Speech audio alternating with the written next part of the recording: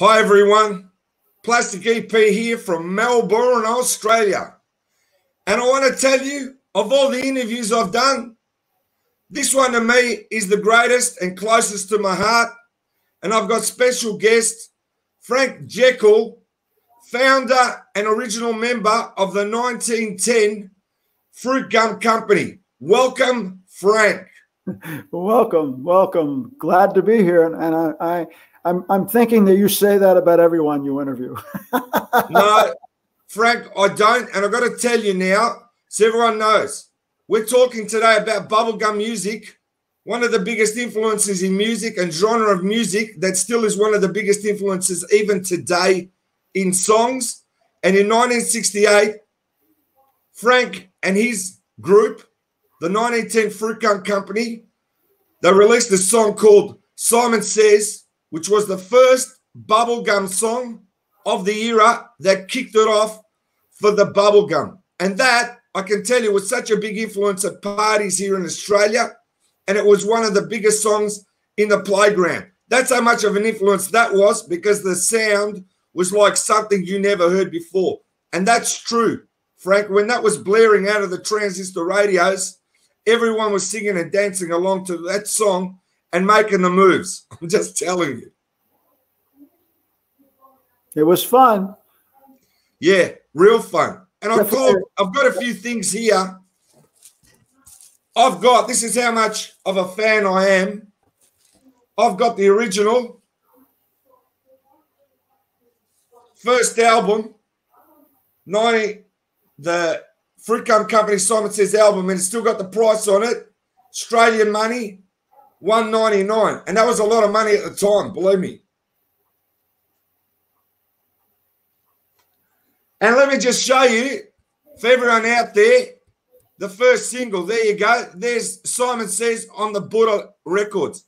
Now tell me, Frank, what you recall. Tell me the 1910 Fruitgum Company from the start when you found the rapper and how it all got together. I'm just fascinated. I'll leave it to you. Well, we got together. I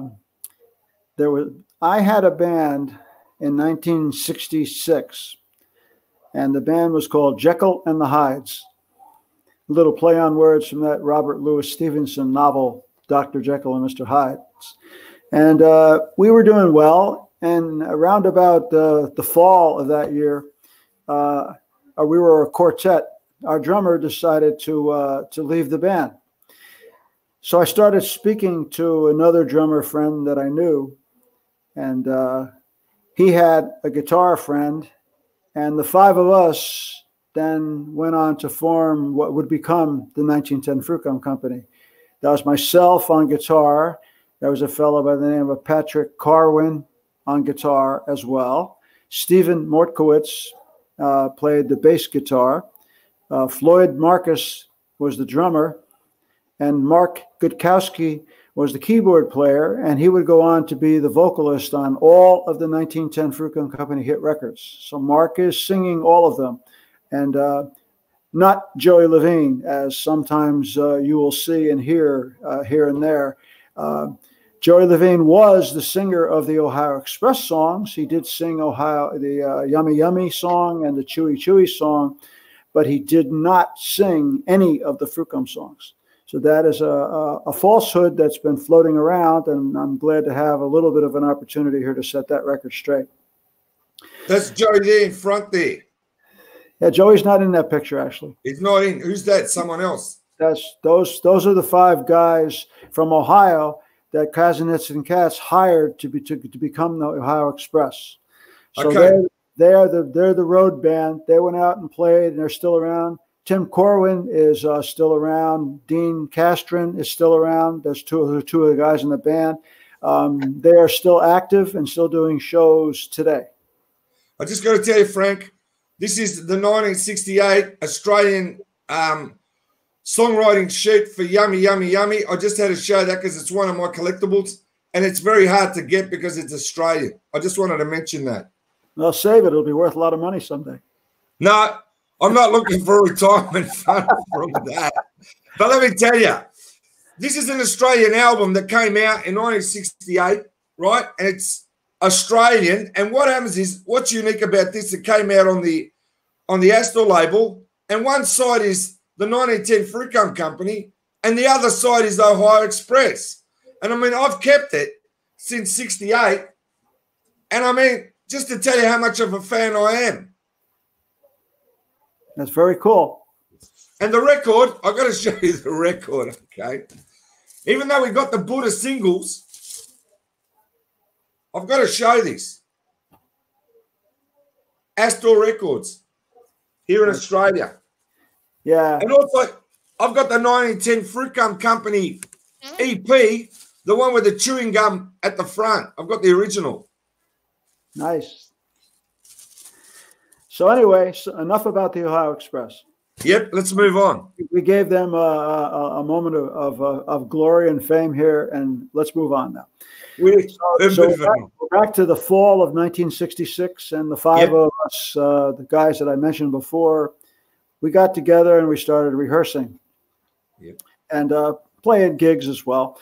The material that we started to rehearse was new songs written primarily by our drummer, Floyd Marcus, who was an excellent songwriter.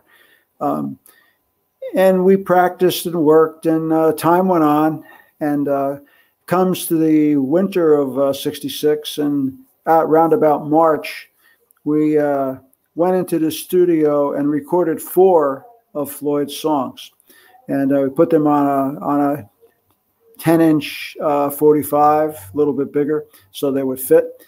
This was one of those aluminum records with vinyl coating on it. So it's a very interesting piece of material. I still have mine, but unfortunately the vinyl is starting to peel off, so it doesn't play anymore. But that's the way that goes. So we each got a copy of that recording. And one of the band members, Pat Carwin, guitarist, he had a good friend named Butch. And Butch worked in a hot dog place in downtown Linden, New Jersey, where we were all from. And Butch would be behind the counter talking to the customers, and he was a friendly, gregarious sort. And he got up, struck up a conversation with an elderly gentleman who said, "You know, my son's a big record producer. He's got big hit records. He's famous." And Butch goes, "Well, I've got some friends that just created some really great records, on demos, and maybe I could get them to you and you could get them to your son." And so Mr. Katz, Jeff's father, said, "Sure." So Butch got the demo single from Pat, gave it to Jeff's father, who got it to Jeff. Jeff was impressed. So he called us up and said, "I want to come hear you play live." He wanted to see if really was us on the recordings, I guess. So our next gig happened to be, of all places, playing to entertain the children at a swim club. So we were off to the side, away from the water, so we wouldn't get wet and electrocuted, and playing. And Jeff came and heard us. Liked what he heard. We entered into discussions, and eventually, around October of 1967, we signed a recording contract with Jeff with Buddha Records, and a management contract, production contract with Jeff. And we were off to become what in our minds was the next Vanilla Fudge, or maybe the next Cream, or that's the kind of style, that music that we were writing and performing. Month goes by in November of 67, and Jeff says, "I've got this song." He said, I recorded it with a band out of Philadelphia.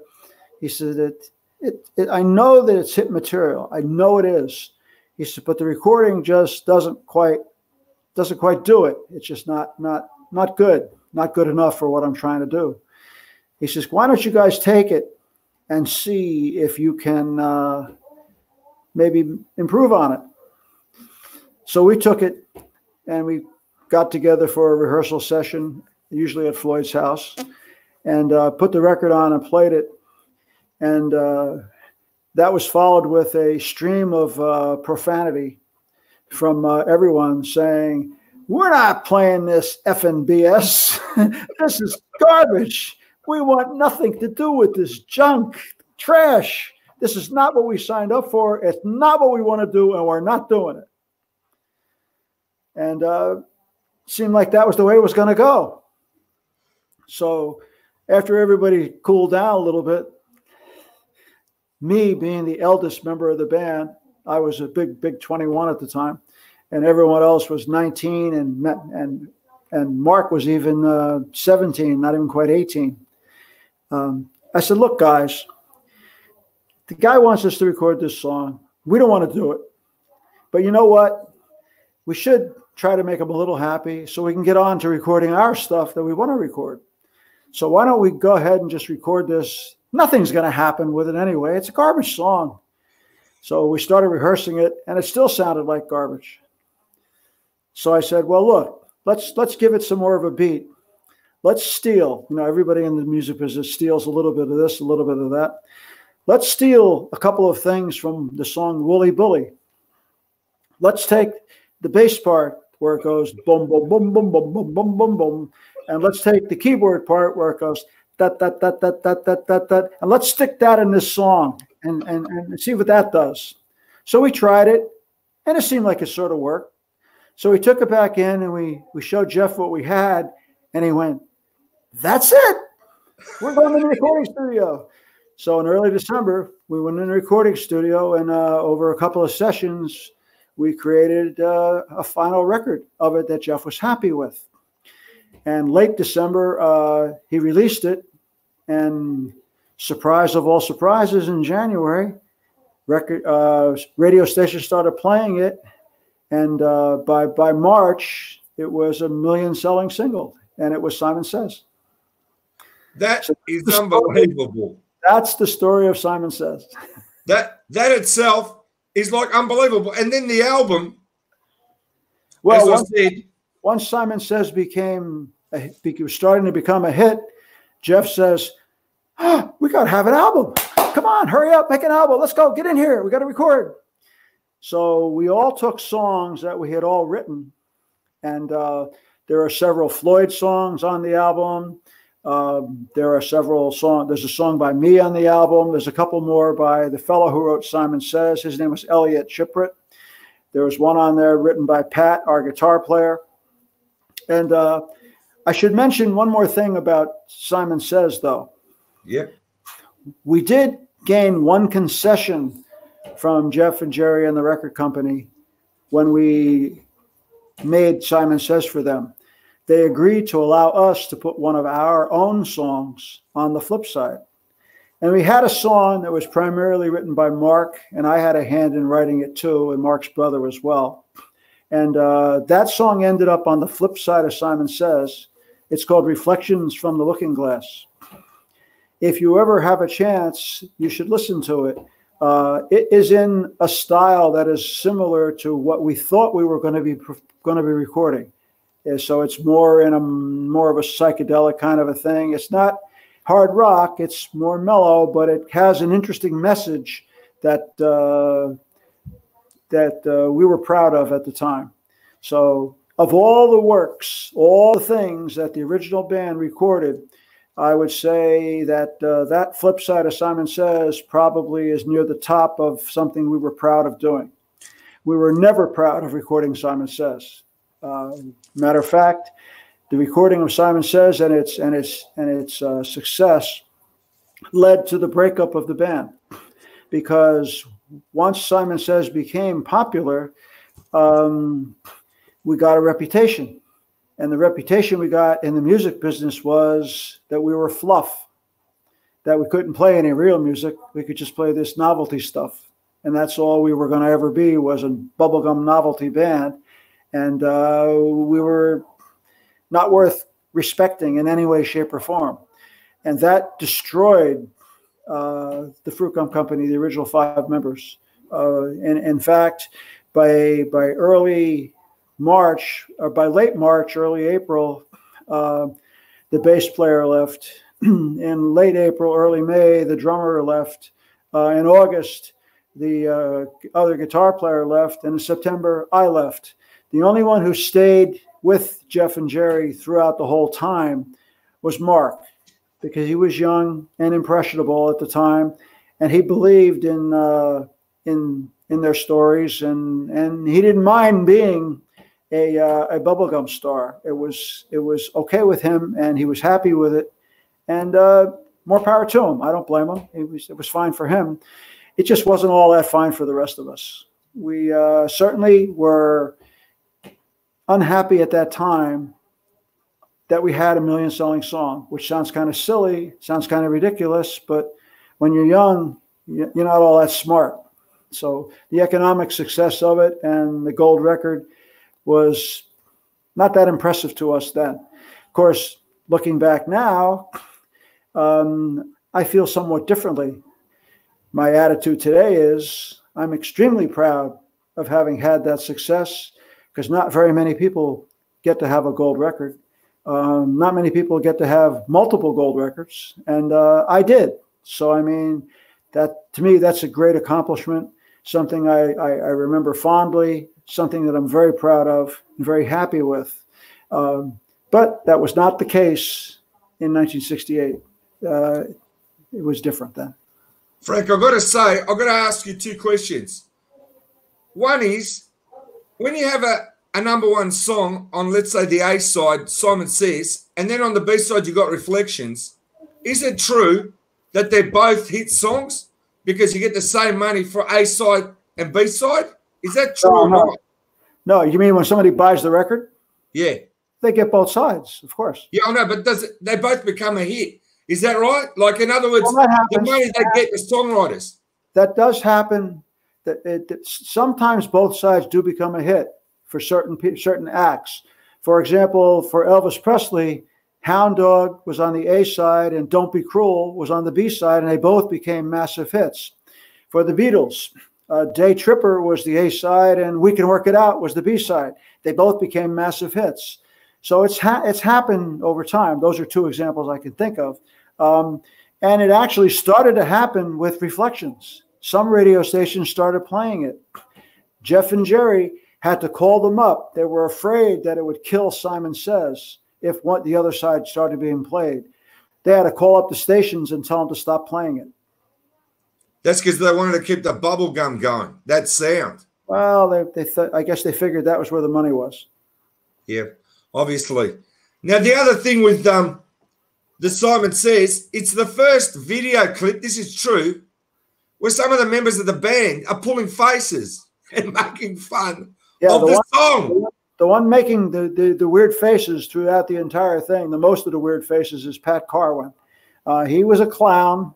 I mean, he had a clown persona. He was a nice guy, wonderful guy. I love him. I still see him and hang around with him to this day, and he's he's a good friend of mine.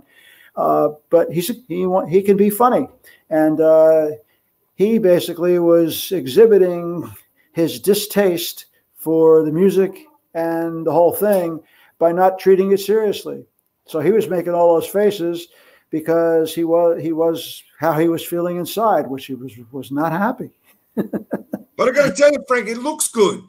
Oh, it does. It does. And different. It's so different. Absolutely. On that same video, I made it look like I was chewing gum. That was my way to look funny. So I wasn't. Yeah, that's great. Now, I got to ask you about this. I got to just put up the second album there, just here for a second. If we can talk about 1, 2, 3 Red Light, the album, because sure. I want to talk about that, because that song, 1, 2, 3 Red Light, and okay, that song down at Lulu's, that's yours. You know what I mean? Yep. Well, 1, 2, 3 Red Light was written by a fellow by the name of Sal Tremacci, and I happened to be in Jeff's office the day that Sal came in to pitch the song. And Sal came in, and remember, I was 21, and Sal was, to me, an old man. Comes in with a beat-up guitar case. I mean, the handle was falling off it. The guitar was hanging out the bottom, and he was wearing ragged jeans, holes in the jeans, ripped shirt. And I mean, he looked like a mess, like he hadn't had a bath in a week. But he whips out the guitar, and he starts playing 1, 2, 3 Red Light. And Jeff was impressed with it, and I thought it was pretty nice too. So, and the funny thing was, Sal was probably 35 years old. And I'm thinking, this old man here.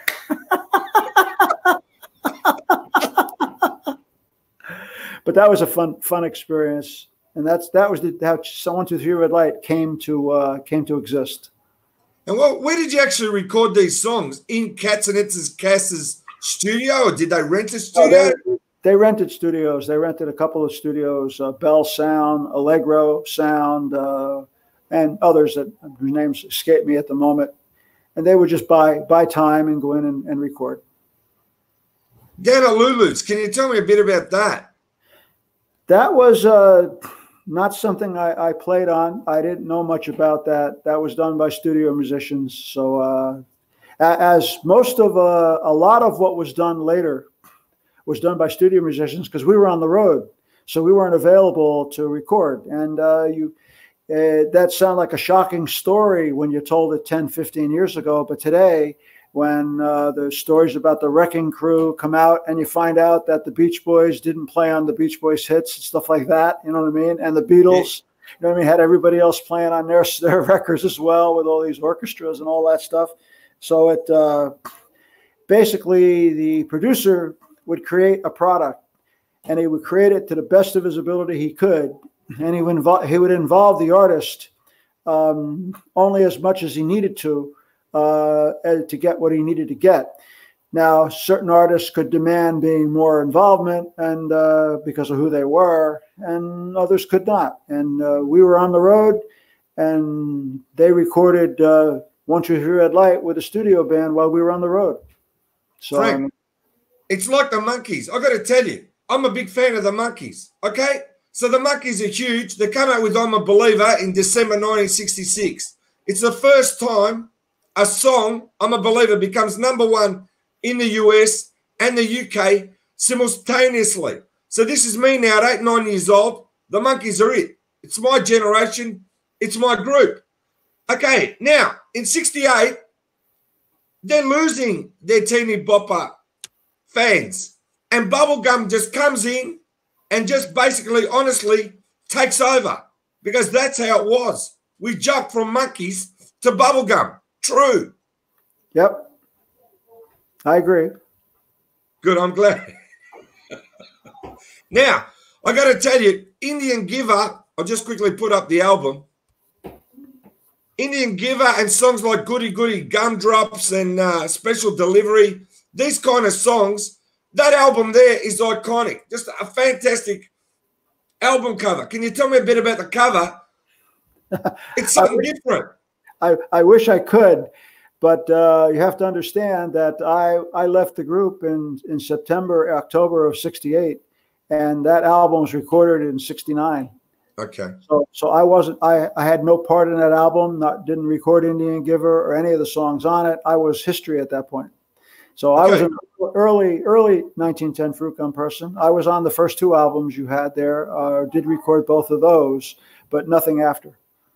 Okay. That's really interesting. So now, continue your story. I've got to find out about Catnets and Cass, the album where they do the circus, the orchestral circus. What's that all about? Is that trying to be the Sergeant Pepper of the Bubblegum? They were just looking for any way to make money.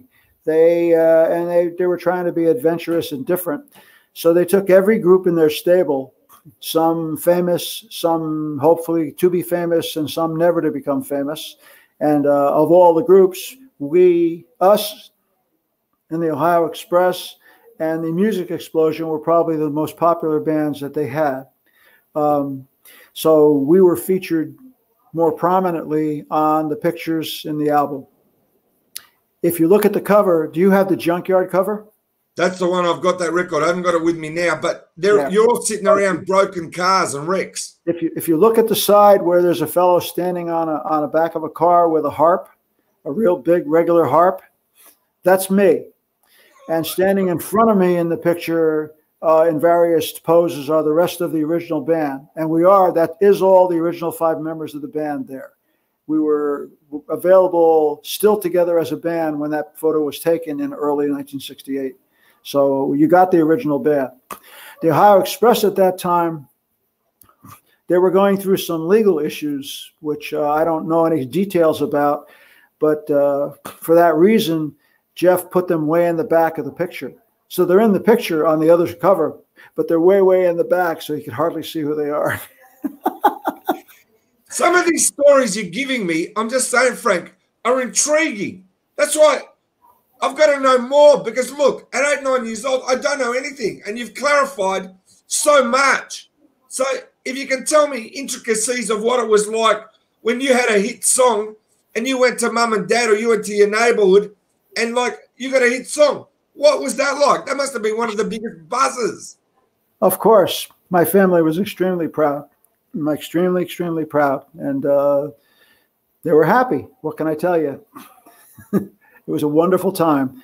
Probably some of the biggest highlights was flying for the first time. I had never flown in an airplane before, and I had to fly out to Los Angeles, California, in order to, which is all the way across the other side of the country, because Linden, New Jersey is on the East Coast. It's very near New York. I had to fly the other side of the country in order to appear on American Bandstand with Dick Clark, who was a very popular show at the time for music.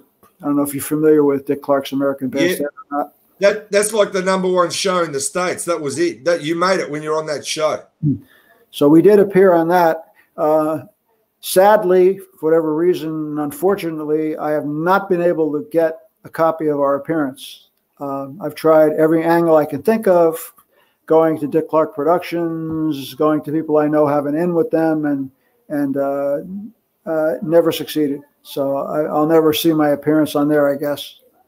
What song were you singing on the appearance? That was Simon Says. Okay.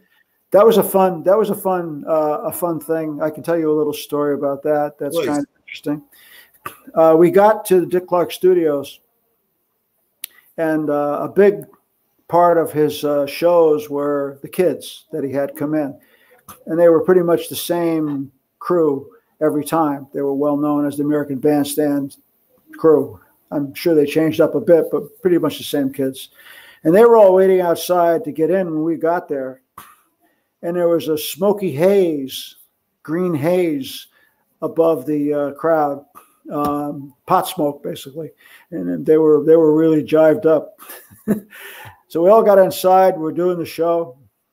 And at the time, the way Dick would do it, he was doing the show once a week, but he didn't convene everybody, the crew everybody together to do a 1-hour show, everybody once a week. He would basically do as many shows in one day as possible, 3 and 4 shows, as far as he could stretch it without stretching the music, because the music changed and he had to have current music. But fortunately, the music lasted long enough, the records lasted long enough where he could do a show and not show it till 4 weeks, and still it would be okay. So in order to finish up all these shows, he was on a very tight production schedule. And he was the production manager, in addition to be the MC. I mean, he ran the entire show from soup to nuts. It was Dick Clark Productions, done by Dick Clark. So anyway, he's talking to the audience. Yeah, we're here today, and then we have this great group, the 1910 Fruitgum Company, is going to appear with us, and it's going to be a lot of fun. And he says, we'll be back with the 1910 Fruitgum Company in just a minute. Right now, we have to have a word from our sponsors. And there would be a time break during which they would run a commercial. In the meantime, his staff would be running around setting things up. And Dick suddenly comes out with, "Money, you," and every word, epithet under the sun. He used curse words I had never heard before, right in front of his kids. And he gets finished up. We're coming back. Oh, welcome back, kids. Now we're going to do our top 10 for this week. I've never laughed so hard in my life. But this is what you're talking about. And when you did the song, I'm just saying, you obviously mimed it to the record. That's how they did it in those days. They called it lip syncing. Yeah, that's right. Yep. Whenever we were on TV, we had to lip sync. We were never allowed to play live. And it's probably there's a lot of Monkees that come through your problems. Like the Monkees had problems, only wanted their vocals. They wouldn't let them play. Mike Nesmith used to pull faces too on some of the songs. he wasn't too wrapped with how it was run by the producers. There's a lot of that running through your story. Yeah, well, there's a lot to be said for the value of lip syncing. On the one hand, people think they're being cheated because they're not really getting the real sound. But what people don't understand, and it's true to this very day, even though I've got the 5 original guys standing on the stage playing the 5 original instruments, singing the 5 original parts, etc., to basically take that sound coming from all those mics on the drums and all those mics on the instruments and all those mics up in front and mix them together to come up with a good, full, mixed, properly mixed sound that sounds good is not trivial. Matter of fact, it's more difficult than you would think. I would even go so far as to tell you that I've been doing live shows for 20 years now. And the sound mixer guy, the guys that mix the board, their success rate at making us sound good falls somewhere into 10 to 15% level. 50% of the time, we sound like total garbage because the harmonies aren't all there, or the keyboard's all there, but there's no guitar, or the drums are too loud, or whatever. It's just horrible. When I listen to playbacks, like we'll be in the camera, my wife will be in the audience with a video camera recording it, and I'll listen to the audio, it comes back. I don't expect perfection, but I expect a good mix. And those mixes that I hear, sad. Like I said, it's only 1 or 2 out of every 20 men that mix that know what they're doing. Anyway, that was a little divergence. I totally agree with you. Now, I've got to ask you, what celebrities did you meet along the way? And tell me some fan experiences. Like, you must have these stories about even that. Who did you meet that was big? That was a big Bubblegum fan in all these years, and even back then. Well, considering the fact that in 1968, our fan demographics was 12 to 15-year-old girls, there aren't really any fan stories to tell. We wanted to stay out of jail. So we stayed away from our fans. I understand that part. But you must have had a lot of people come out, and you must have done promo signings and things like that. Say what? Did you have like promotional signings where you used to sign the 45s, the singles, and the albums? We didn't do much of that back then. Okay. It was, for some reason, it was we didn't have good management with Kazanets and Cats. They basically threw us out in the and to do shows with nothing except our own wits. So I was our road manager, and I didn't know anything about signings or making money from merchandise. We had no merchandise. I was lucky I could get us out of bed and get us in our van and drive to the next job and get there on time and get the equipment set up. And we had to travel in a Chevy van. It was all we could afford.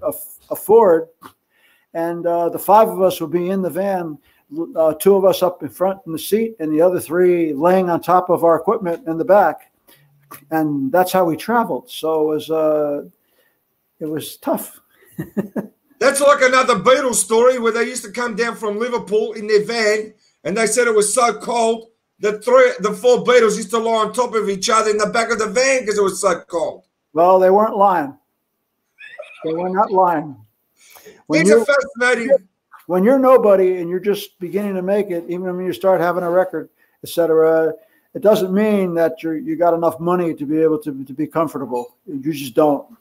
Frank, give me some of your experiences with your bandmates. It sounds like you guys just went around and had a laugh at what you were doing. Tell me some stories. Well, I don't remember much in the way of that. Okay.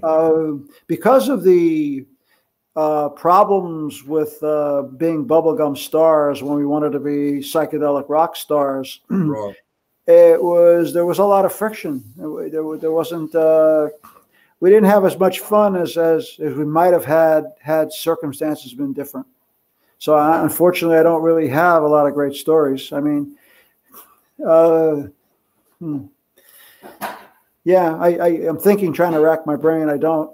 I understand, but you know, I watched those videos. We did have one. I do have one fun story I could share with you. Yeah, we did a show. We didn't very rarely. We actually rarely did multi-act shows. Most of the time, it was just us in a nightclub, a hullabaloo club, a teen club.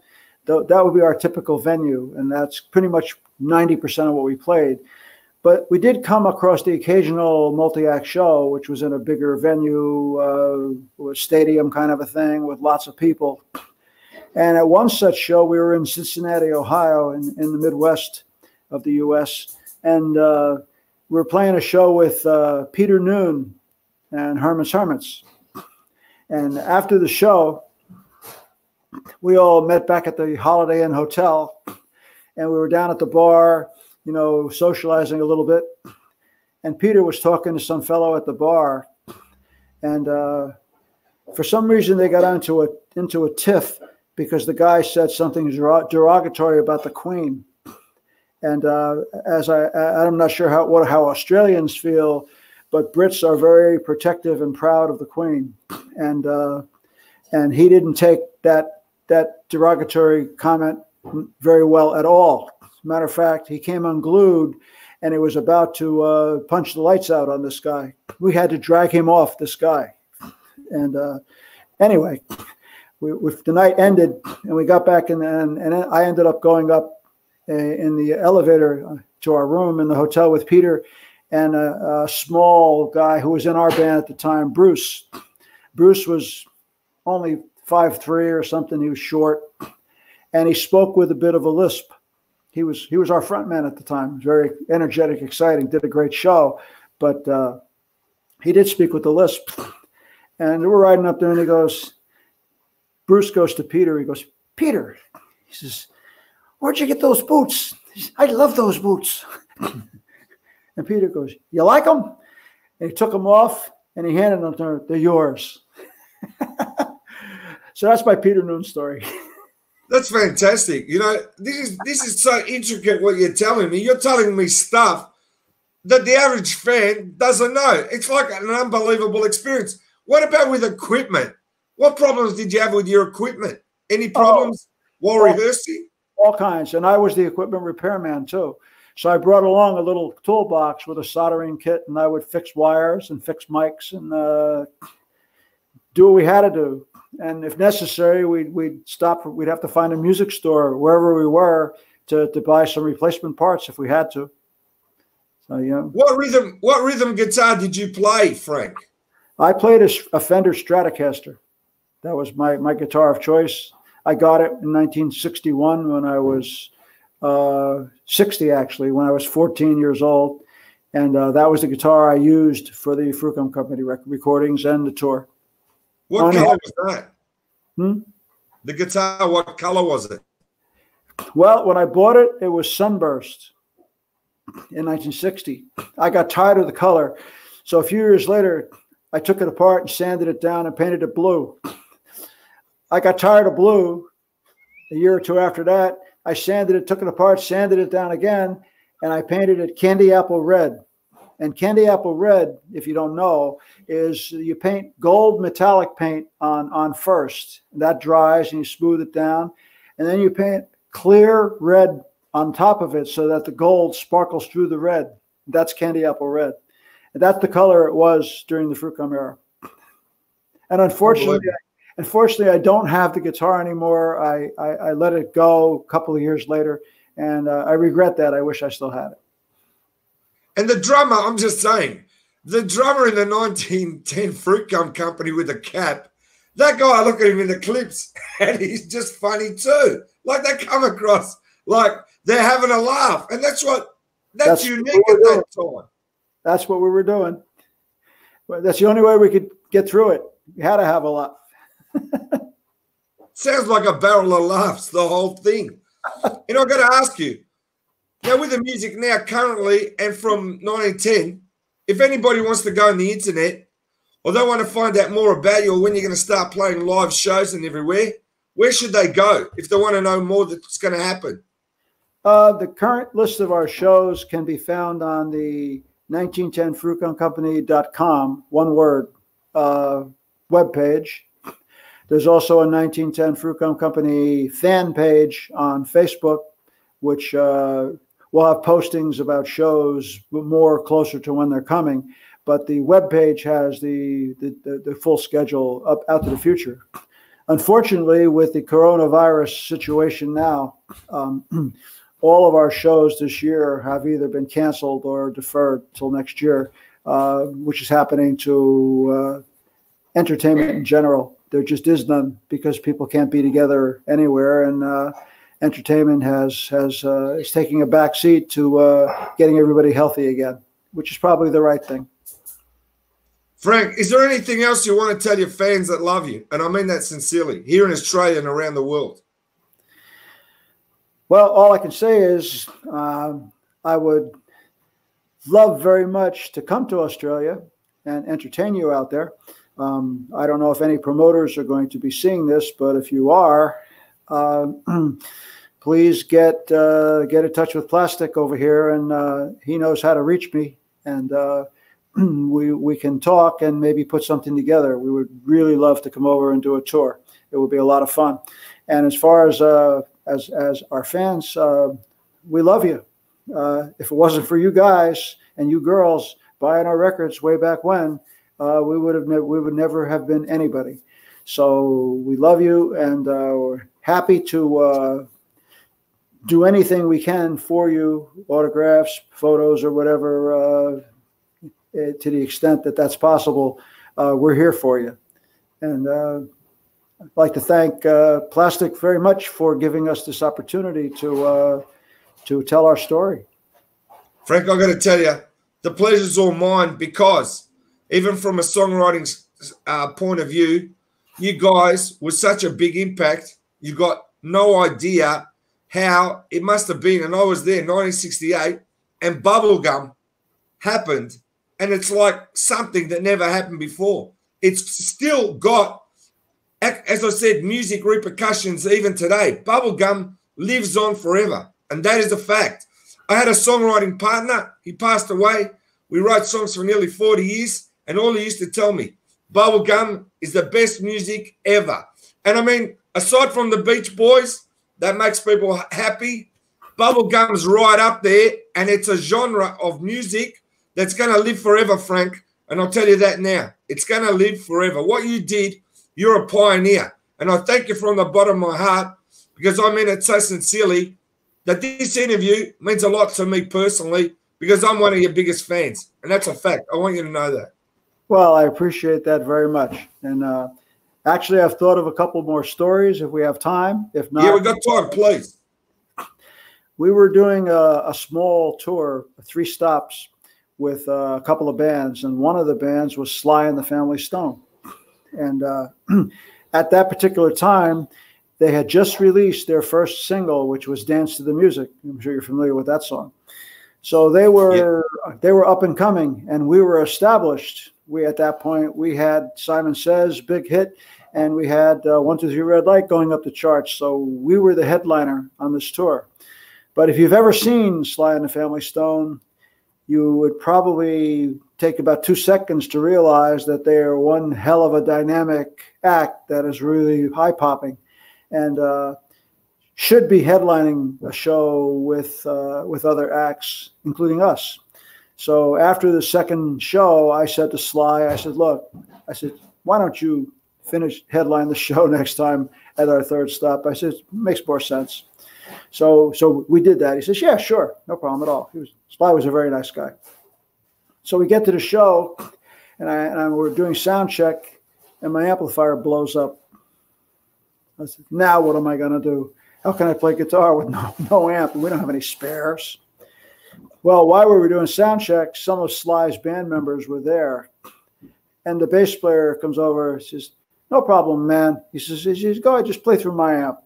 So I always thought that was a wonderful gesture and a nice gesture on his part. He didn't have to do that, you know what I mean? And he saved our bacon. Otherwise, I would have had to play through the same amp with the other guitar player, and that wouldn't have been as good. because we would have been, it just doesn't work as well when you don't have your own amp.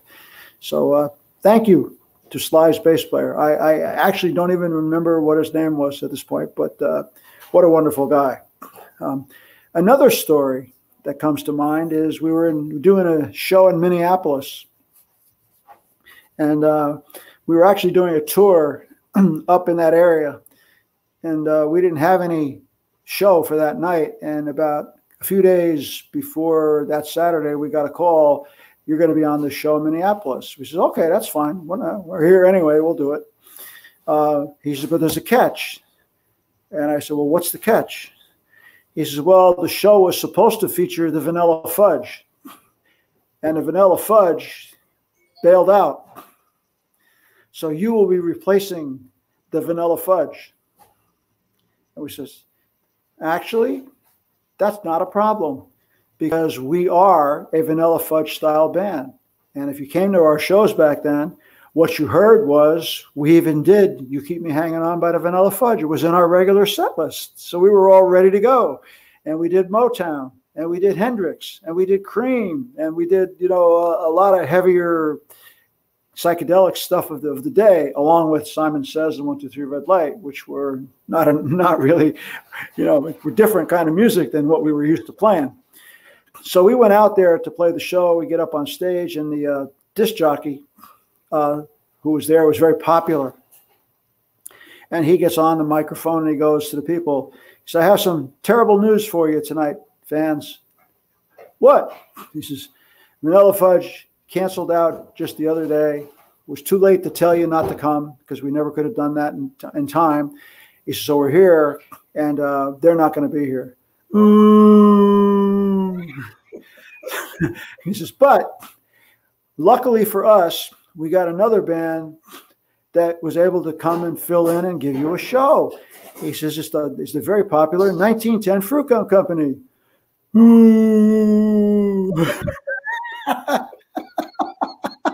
So he says, "Now stop that. It's just not these guys' fault that the Vanilla Fudge bailed out, and they're here and they're gonna do a show. Give them a chance." I said, "You never know what you might get." So we did the show, and we had them jumping out of their seats. I have a newspaper article that I could share with you that was written in the paper the next day with a picture of our front man, Bruce. Remember Bruce with the boots? And he's hanging off the edge of the stage, and the girls are trying to rip him down off the stage. That's how well we went over at that show. So no one walked out of that auditorium disappointed, because we were a damn good band. And that's all my stories for today. Frank, I just want to say, all right, not only are you a bubblegum legend, right, and you're a rock and roll legend too, okay? Did you ever meet Vanilla Fudge? Actually, that's an interesting story as well. I have been carrying that article around in my car, waiting for an opportunity to meet up with a couple of the members of Vanilla Fudge that are still active right in this area where I live. And matter of fact, they were supposed to perform at some church, and I drove all the way up there, not knowing it had been canceled, because I wanted to meet the guy and show him the article. So it hasn't happened yet, but I will share that story and that newspaper article with members of the Vanilla Fudge. So it's coming. 50 years late, but it's coming. That's unbelievable. Frank, I want you to hang on there. Don't go away, okay? We're going to say goodbye to everybody, and I thank you so much for the interview, but just hang there.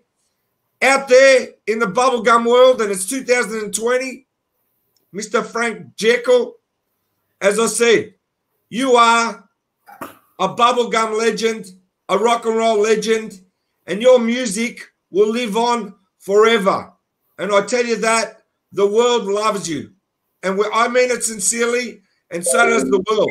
This interview to me, as I said, has got a lot of historical importance.